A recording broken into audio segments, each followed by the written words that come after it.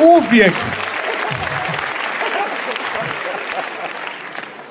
Žene su slične, žene se također daju razljutiti, jako lako se daju razljutiti. Vi se žene date razljutiti samo ako vam se kaže jedna riječ. Znači, samo jedna riječ i sve ćete poluditi, tako da nazovete ženu ili curu imenom svoje bivše cure ili žene.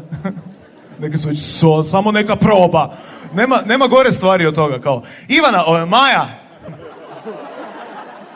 volim te. Gotovo, ta kurvetina, Ivana, nema kraja.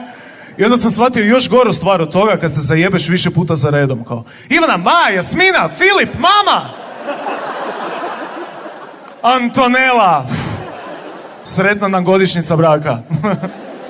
I uvijek pričaju o tome kako mi muškarci stalno razmišljamo o seksu svake 2 minute, to nije istina, razmišljamo češće, ali kod žene je drugčije. Žene ne razmišljaju toliko o seksu koliko pričaju o seksu